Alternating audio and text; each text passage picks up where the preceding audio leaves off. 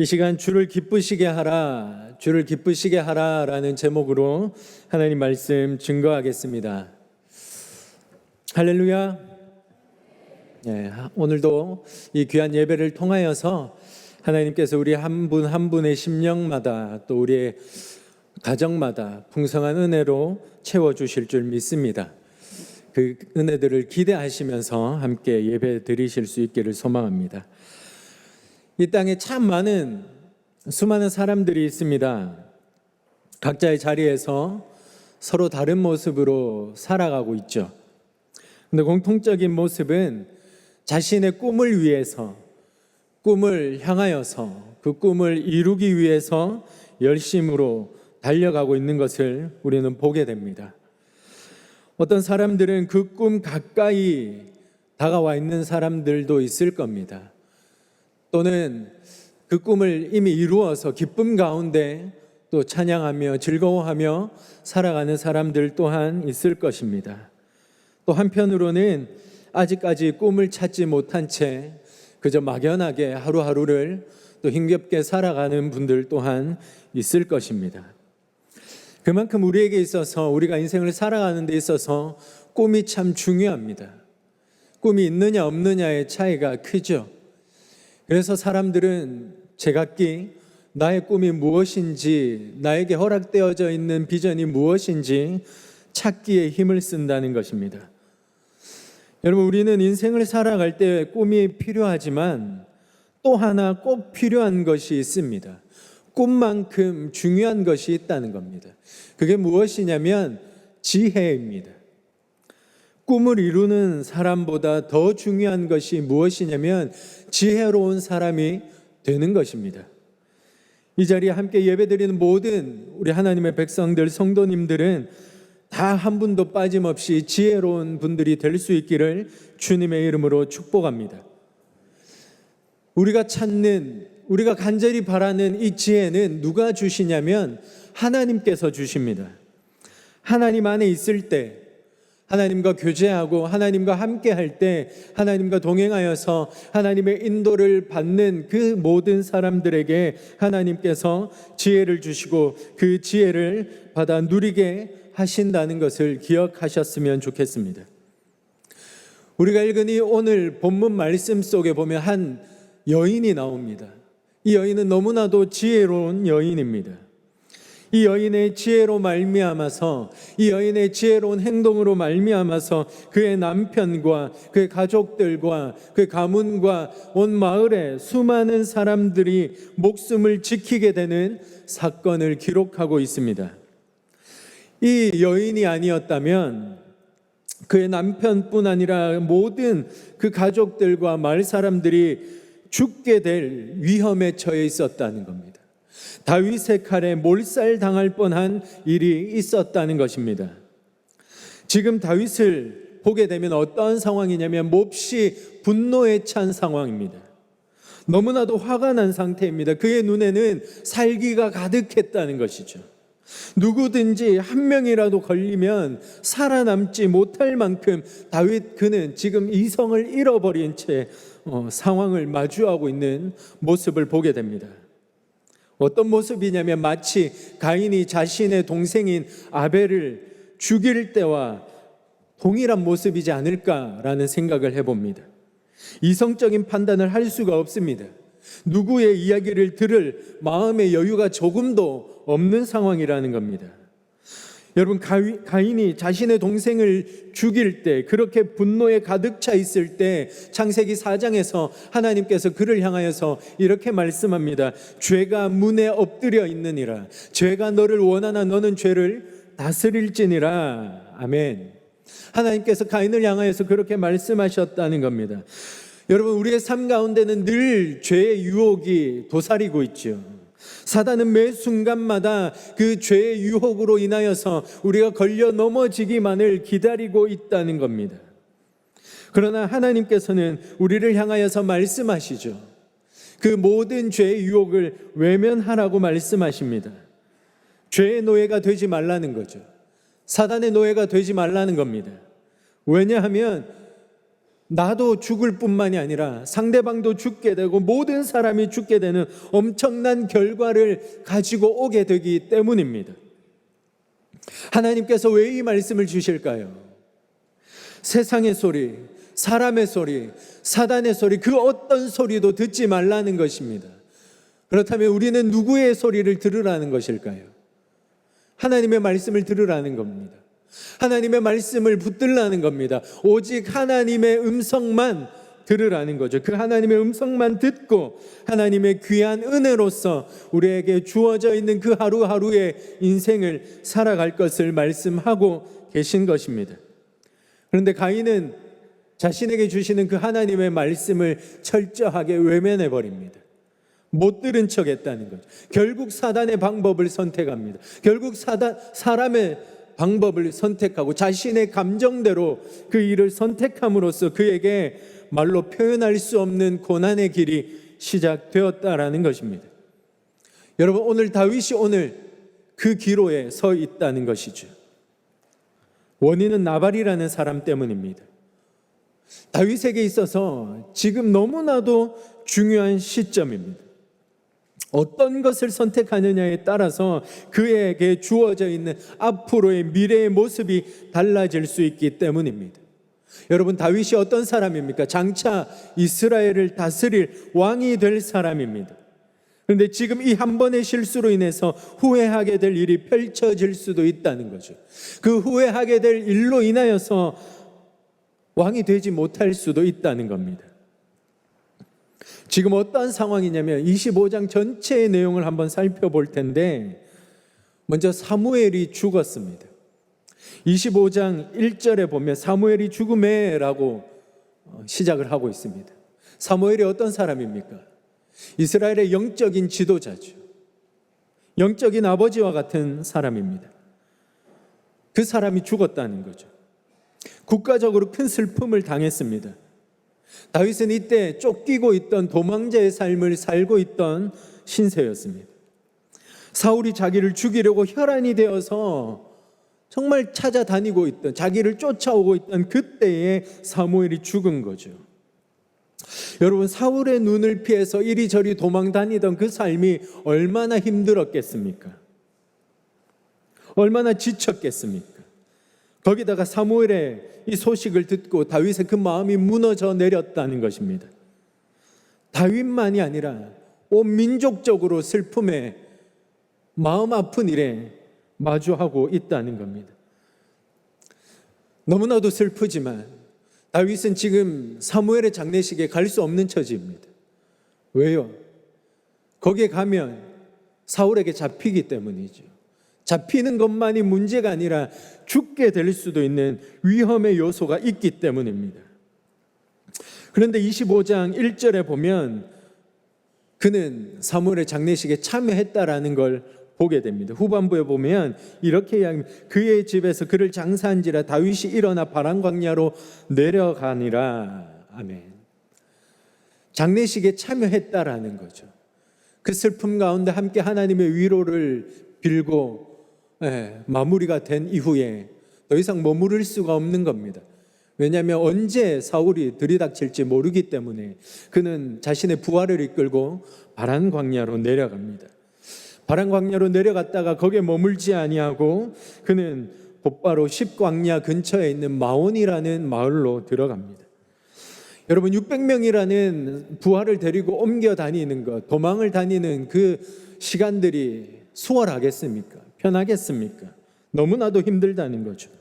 따르는 부하들 입장에서도 힘들기는 마찬가지입니다. 도망자로 다니는 그들의 인생 가운데 평안함이라는 걸 찾아볼 수가 있겠냐는 거죠. 조금도 없다는 겁니다. 근데 거기다가 먹을 양식도 없어요. 먼 길을 오고 가느라 몸과 마음이 완전히 지쳐 있죠. 건강상의 문제가 일어날 수 있는 위험한 순간들 또한 너무나도 많았을 겁니다. 우리가 왜 이런 인생을 살아야 하나, 좌절 가운데 정말 고통 가운데 있을 그때에 너무나도 반가운 소식 하나를 접하게 됩니다. 어떤 소식이냐면 마온이라는 그곳에 나발이라는 사람이 살고 있었는데 그 사람이 양털을 깎는다라는 소식을 들은 거예요. 나발이라는 사람은 어떤 사람이냐면 너무나도 큰 부자였습니다. 얼마나 부자였냐면 그에게 양만 3,000마리가 있어요. 그리고 염소가 1,000마리 정도 소유한 큰 부자였던 겁니다. 한마디로 이야기하면 그 동네의 유지죠. 근데 그가 양털을 깎는다는 겁니다. 다윗이 그 이야기를 들었다는 거죠. 근데 여기서 궁금증이 생기실 수 있습니다. 뭐 양털 깎는 게 뭐 어째서? 라고 생각하실 수도 있습니다. 양털 깎는 날은 어떤 날이냐면 동네 잔칫날입니다. 목축을 중요하게 생각하던 이 당시에 양털을 깎는 날은 큰 잔치를 열어서 평소에 고마웠던 분들을 초대하는 것, 마을 사람들을 초대하는 것, 나에게 도움을 주었던 분들을 초대하고 내가 받았던 은혜들을 기억해서 그 동네 사람들을 섬기는, 대접하는 날이었다라는 거죠. 여러분들 때문에 제가 지금까지 너무나도 잘 살았습니다. 감사합니다 하고 대접하는 거죠. 은혜를 갚는 거죠. 다윗이 이 이야기를 들었다는 거예요. 나발의 하인들이 가축을 먹이고 지킬 때 다윗의 부하들이 함께 했던 겁니다. 함께 하면서 그들을 지켜줬고 보호해줬기 때문에 이 양털 깎는 날에 가면 우리가 도움을 얻을 수 있겠구나, 먹을 걸 좀 얻을 수 있겠구나 라고 하는 생각이 들었던 거예요. 그래서 다윗이 그 잔칫날 그곳에 사람들을 보냅니다. 15절, 16절 말씀 한번 띄워주시겠습니까? 우리 함께 읽어보도록 하겠습니다. 우리가 들에 있어 그들과 상종할 동안에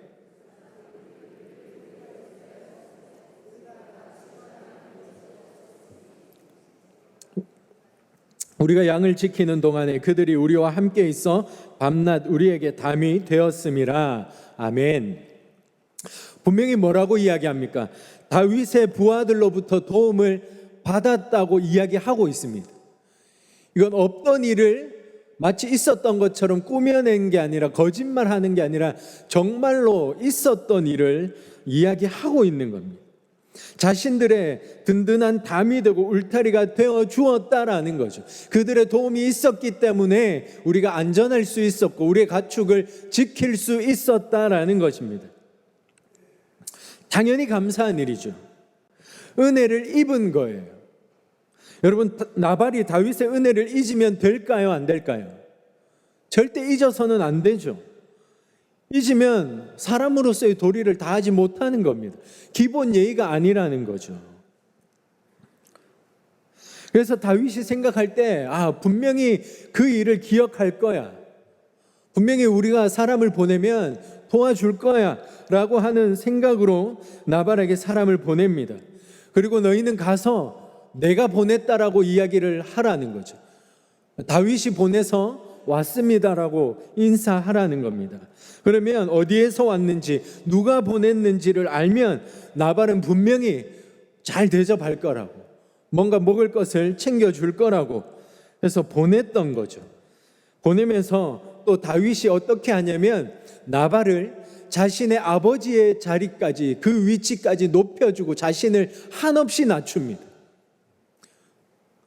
너무나도 겸손한 모습까지 보여준다는 거죠. 여러분, 이 일은 보통 일이 아니에요. 나발을 높이고 자기 자신을 낮춘다는 건 보통 일이 아니라는 거예요. 왜냐하면 다윗은 어떤 사람이에요? 이스라엘을 호령하던 장군이었다라는 겁니다.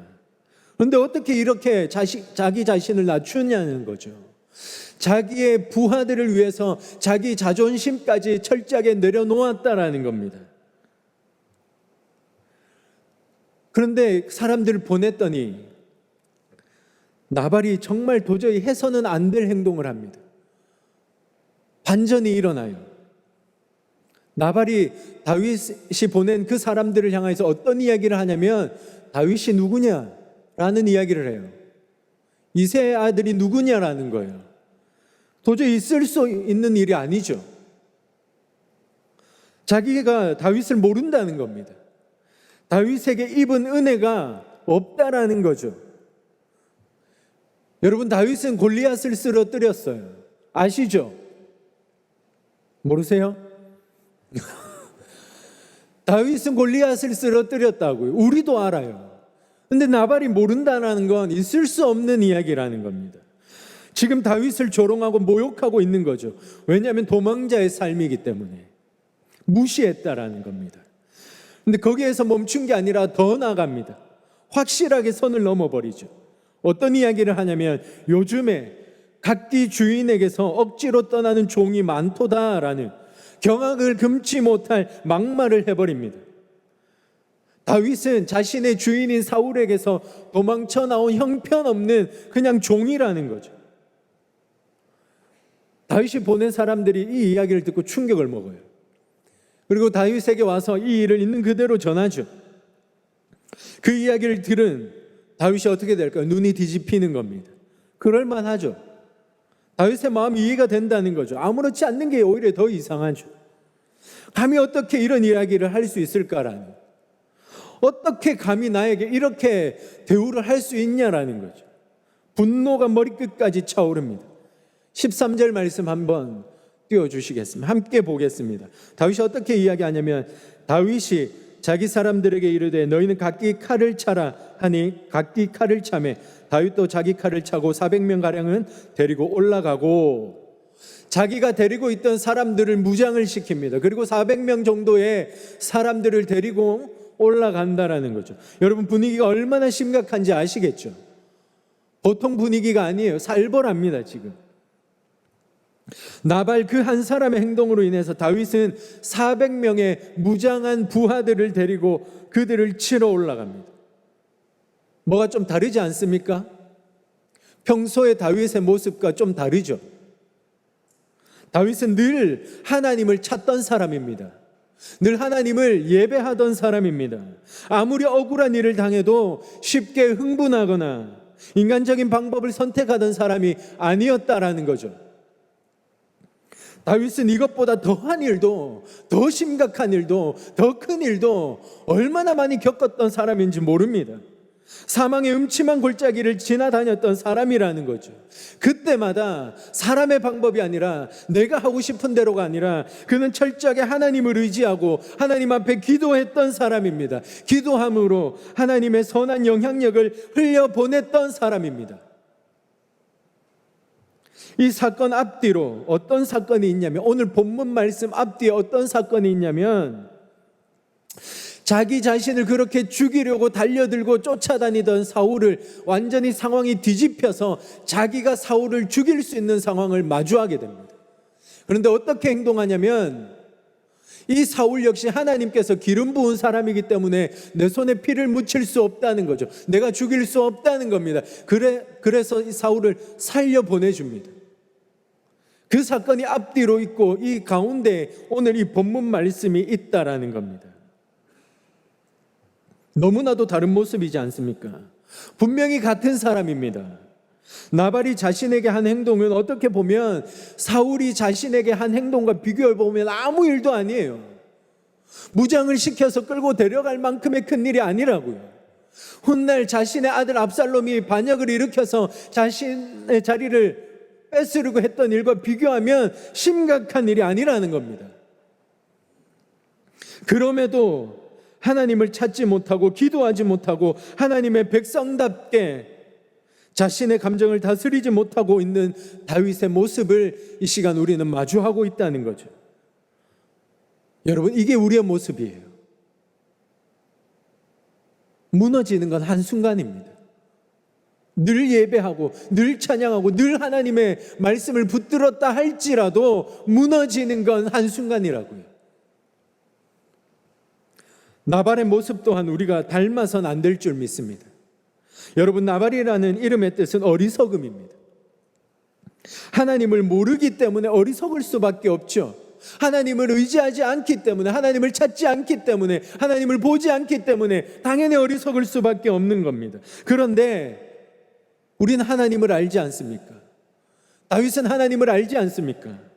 하나님을 알고 하나님을 믿고 따르는 우리가 어리석은 모습으로 살 때가 너무나도 많다라는 겁니다.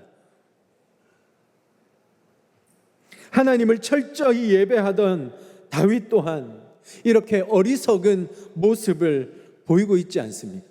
자기 자신의 감정을 컨트롤하지 못하고 있습니다. 하나님은 분명히 우리를 향해서 뭐라 말씀하십니까? 죄를 다스리라고 말씀하셨습니다. 죄의 도구가 되지 말라고 말씀하셨습니다. 그러나 우리는 죄의 도구가 될 때가 너무나도 많다라는 겁니다. 넘어질 때가 많다라는 거죠. 그러면서 그 상황을 우리는 합리화한다라는 거죠. 저 사람이 잘못했는데, 내가 잘못한 게 아닌데, 내가 손해봤는데, 저 사람이 먼저 욕했는데, 저 사람이 나를 속였는데, 내가 화내고 분을 내고 욕을 하는 것을 정당화하고 합리화시킨다는 겁니다. 다윗 역시 자신의 이 모습은 당연하다고 여겼을지 모릅니다. 그렇다고 칼을 차고 부하들을 이끌고 그 집안을 몰살시키겠다고 생각하고 행동한 것은 분명하게 잘못된 행동이라는 것입니다. 그리고 나발은 다윗과 같은 지파 사람이에요. 나발은 다윗과 같은 유다 지파 사람이에요. 다윗이 장차 이스라엘의 왕이 될 사람이지 않습니까? 그런데 이 일로 인하여서, 물론 가벼운 일은 아니겠죠.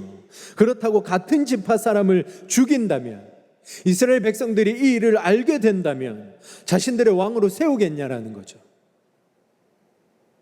그 사람들이 다윗을 왕으로 믿고 따르겠냐라는 겁니다. 후에 왕이 된다 할지라도 이 일이 후회로 남거나 나라를 이끌어가는 그 일에 발목 잡히는 일이 되어서는 안 된다는 겁니다. 우리는 이걸 기억해야 합니다. 아무리 광야 생활이 힘겹고 지치더라도, 내가 억울하고 내 자존심이 짓밟히는 일이 생긴다 할지라도 여러분, 내가 누구인지를 기억하셔야 돼요. 우리가 누구입니까? 우리는 하나님의 백성들입니다. 하나님을 기쁘시게 해야 하는 사람들입니다. 그런데 하나님을 근심하게 하는 사람이 되어서는 안 된다라는 것이죠. 자칫 잘못하면 내 한 번의 그 작은 실수가 하나님의 영광을 가린다는 겁니다. 한 영혼을 실족하게 하고 죽이는 일에 내가 도구가 될 수도 있다는 것을 기억하시라는 겁니다. 여러분, 저도 그럴 때가 너무나도 많아요. 목사지만 목사임을 잊어버리고 하나님의 백성임을 잊어버리고 인간적인 생각과 말과 행동으로 넘어질 때가 있다라는 겁니다. 주변 사람들을 아프게 하는 그런 때가 있다라는 거죠. 여러분, 내가 누구인지를 기억하십시오. 나의 영적인 정체성을 기억하십시오. 한시도 긴장을 늦추셔서는 안 됩니다. 이렇게 하나님 중심으로 살던 다윗도 정체성을 잊어버리니까, 하나님의 백성임을 잊어버리니까 이런 행동을 보이더라는 겁니다. 그런데 여기에서 여러분, 나발의 아내인 아비가일의 행동을 보십시오. 다윗이 사람을 이끌고 온다는 이야기를 들었습니다. 그 이야기를 들은 아비가일은 곧장 먹을 것을 준비하고 다윗을 맞이하러 나아갑니다. 다윗을 보는 순간 아비가일은 나귀에서 내려서 곧장 엎드려 땅에 얼굴을 대버립니다. 납작 엎드린다는 거죠. 그리고 다윗을 나의 주인으로 고백합니다. 그리고 남편의 미련하고 어리석은 잘못된 일을 대신 사과하고 있습니다. 용서를 구합니다. 여러분, 이게 정말 중요한 부분입니다. 나의 잘못을 인정하는 것. 여러분, 이게 지혜로운 사람의 모습입니다. 나이 상관없어요. 지위 상관없어요. 세상에서 내가 얼마나 잘 나가는지 상관없다고요. 누구든 실수할 수 있잖아요. 누구든 잘못할 수 있잖아요. 넘어질 수 있다고요. 그게 중요하지 않습니다. 그 순간에 내가 어떻게 반응하느냐가 중요하다는 거죠. 그 일에 인해서 내가 실수를 인정하고 잘못을 구하는 것, 용서를 구하는 것이 중요하다라는 겁니다. 화난 상대의 마음을 풀어주는 것, 꼬인 일에 실마리를 푸는 그 시점이 어디냐면 내 잘못을 인정하고 용서를 구하는 데 있다라는 거죠. 이것이야말로 지혜로운 사람이고 진짜 어른이며 리더의 모습이라는 겁니다. 아비가일은 남편을 대신해서 잘못을 인정하고 다윗을 향하여서 용서를 구합니다. 이 여인의 행동에 다윗의 마음이 풀리기 시작하죠. 아비가일은 여기에서 끝나지 않고 계속해서 어떤 이야기를 하냐면, 하나님께서 당신을 위하여 든든한 집을 세우실 것입니다. 여기서 말하는 집은 하나님께서 다윗을 통해서 세우실 이스라엘의 왕조를 의미합니다. 당신은 곧 왕이 되실 분임을 확신한다는 거죠. 하나님께서는 당신을 통해서 왕의 자리로 이끌어 주실 것을 확신한다는 겁니다. 보통 사람이 아니라는 겁니다. 그렇기 때문에 이런 사소한 일에 힘을 빼시면 안 된다는 거죠. 후에 이 일을 생각하면서 후회하실 일을 만들지 말아달라는 겁니다. 간곡하게 부탁하고 있는 거죠. 여러분, 이 일은 누가 해야 합니까? 나발이 해야 되죠. 그 일을 아비가일이 지금 대신해서 하고 있다는 겁니다. 이 여인의 지혜로운 행동으로 말미암아서 수많은 사람들의 목숨이 살림받게 되었다라는 겁니다. 여러분, 우리는 인간적인 일이 아니라 하나님을 위하여서, 하나님의 일을 위하여서 살아가야 될 줄 믿습니다. 이 여인과 같은 지혜를 달라고 기도하십시오. 이 지혜로운 사람으로 말미암아 하나님의 영광을 드러내는 삶이 될 수 있기를 소망합니다. 아비가일은 다윗이 하나님의 사람임을 알았습니다. 정확하게 보았습니다. 여러분, 우리가 누구라고 했습니까? 하나님의 사람입니다. 하나님의 속한 사람입니다. 그러면 하나님을 기쁘시게 하는 사람이 되어야겠죠. 하나님께 묻고 하나님의 음성을 듣고 지혜롭게 행동하는 사람이 되어야 될 줄 믿습니다. 한낱 나의 그 사소한 감정으로 인해서 하나님의 일을 그르쳐서는 안 된다는 것입니다. 아비가일과 같이 수많은 사람들을 살려내는 우리 모두가 될 수 있기를 소망합니다.